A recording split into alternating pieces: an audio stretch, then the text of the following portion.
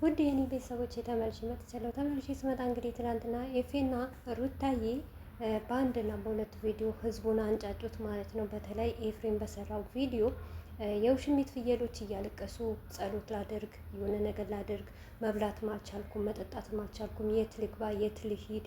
እኔ በዚህ ናክል እኔ እውነቴ ነው የምላችሁ የራሳችሁ ህይወት አያሳስባችሁም እንዴ?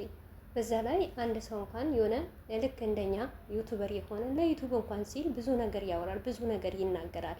ነገር ግን የእናንተ እኮ ያለፈ ነው፣ የዘገጠ ነው። ምን አይነት ደደቦች ናችሁ? ምን አይነት ማይገባችሁ ፋራ ናችሁ ማለት ነው። እውነት ሩታና ኤፍሬም ይሄዱበት ይሄዱበት። እናንተ በዚህን ያክል ትጃጃላላችሁ? በዚህን ያክል መጃጃል አለ? የሰው ልጅ በዚህን ያክል ይጃጃላል? አፈር ብሎ እውነቴ ነው ምላችሁ። እኔ እናንተን ባየሁበት ሴት መሆን ራሱ አስጠልቶኛል ማለት ነው። ከምሬ ነው ምላችሁ። አሰላሙ አለይኩም ወራህመቱላሂ ወበረካቱ። ውድ ቤተሰቦች ሰላም ሰላም ብያለሁ። በያላችሁበት ሰላማችሁ ብዝዝ ተረፍረፍ ይበልልኝ። ይህንን ቪዲዮ ከወደዳችሁ ላይክ፣ ሼር፣ ሰብስክራይብ እያደረጋችሁ ቤተሰቡ ነው እና የሁላችሁ ሰውን ለክፋት የምትዳርጉት እራሳችሁ ናችሁ ማለት ነው። በተለይ የውሽሚት ደጋፊዎች ምን እየሆናችሁ ነው? ወዴት እየሄዳችሁ ነው ማለት ነው? እናንተ መቼ ነው የምትነቁት? መቼ ነው የሚገባችሁ ማለት ነው? ሩታ መዘዝ ሰራች፣ ኤፍሬም እንደዚህ ያረጋት። ኤፍሬም ምን ሊያረጋት ነው? ቆይ እስቲ ሰላም፣ እሷ እኮ እየሸቀለች ነው። ጅላጅሎች ማለት ነው። ውሽሚት እኮ በደንብ አርጋ እኮ ለራሷ ስትል እኮ ነው የምትሰራው። ራሷ ለመፈመስና ልጆቿ ለመቀየር ስትል እኮ ነው እዚህ ጋር መታ ክብሯን ዝቅ ከፍ የምታደርገው ማለት ነው። አይደለም ኤፍሬም ነገ ቤተሰብ ሁሉ ተነስቶ ቢያንቃት እንኳን የሆነ ነገር ቢፈጠርባት እንኳን እውነቴ ነው የምላችሁ ማንም የሚጠየቅ የለም እኮ እዚህ ጋር ወዳ ፈቅዳ የገባችበት ነገር ነው። ወዳ ፈቅዳ ያደረገችው ነገር ነው እንጂ የትኛዋ ሴት ነው ባለትዳር ወንድ ጥልቅ ብሎ የሚወስደው ማለት ነው። በቃ አብርሽ የሰው ነበረ ሄደ፣ የሩታ ባል ነበረ ሄደ። ኤፍሬም ደግሞ ወንድሙ ነው። መጥፎ ቦታ እንዲወድቅ አልፈልግም። በቃ ሰራባት፣ ደግ አረገላት፣ እሰይ ይገባታል። እንደው ኤፍሻዊ ከዚህ ሚዲያ አይኗን እንዳናይ ጥፍት አድርግ። ምክንያቱም ሴት አሳዳቢ ስለሆነች ማለት ነው። ገና እናንተ ታራላችሁ። እናንተ ያልገባችሁ ደደብ ስለሆናችሁ ስለማይገባችሁ ስለማትነቁ አይደለም ይሄንን ነገር ኤፍሬም ሰርቶ ነገ ትክክለኛ ህይወታቸው አብርሽና ሩታ ሲቀጥሉ በቃ እናንተ ማማበዳችሁ ነው። ምስኪን ያዛች እናታችሁ ስታሳዝን፣ ቤተሰቧችሁ ሲያሳዝን እንግዲህ አብዳችሁ እናት አባት ፋሚሊ ይዛ ከኢትዮጵያ ልጅ ያለችኝ አረብ ሀገር እየሰራች ነው እየተቀየረች ነው ትላለች።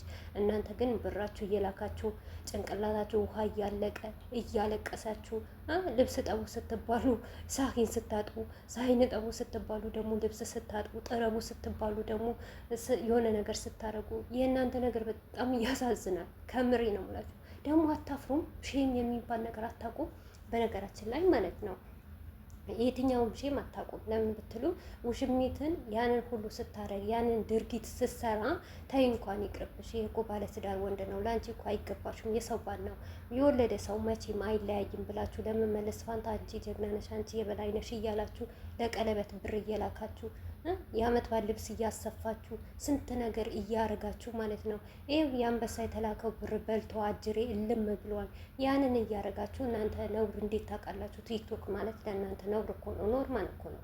ቤተሰብ ቢሰማው ይሄ ስድባችሁ፣ ይሄ ለቅሷችሁ እና ሄርሜላ እንደዚህ ብላለች፣ ሄርሚ እንዲህ ብላለች፣ ሄርሚ እንዲህ ብላለች። ሄርሚ ምን ሆነች?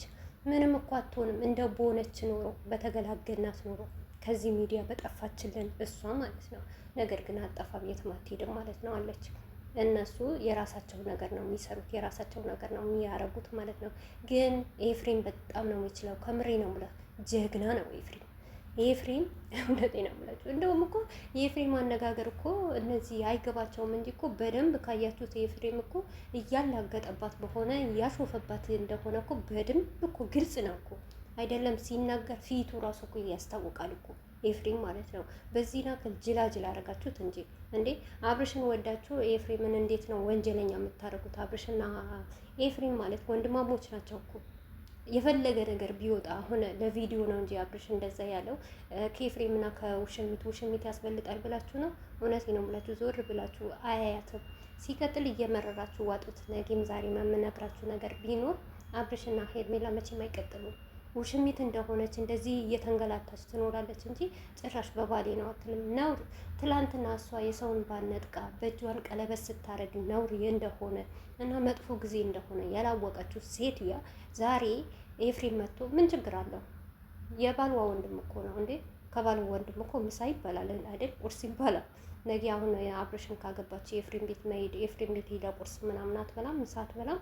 ምን ችግር አለው? ምንም ችግር እኮ የለውም። ይህ እኮ ችግር የሚፈጥር ነገር የለም። እሷ የመጣችው ችግር እንኳን ችግር አልፈጠረም። ባለትዳር ሆኖ ሚስቱ እርጉዝ እያለች ጠልፋ ለራሷ ያደረገችው ለምና የራሷ ያደረገችው ሴት ያልደበራት ዛሬ ነይ ምሳቢ ስለተባለች ወይም ደግሞ እራት እንብላ ስለተባለች ምንም ችግር የለውም። እራት ማንኛውም ሰው እኮ ይበላል።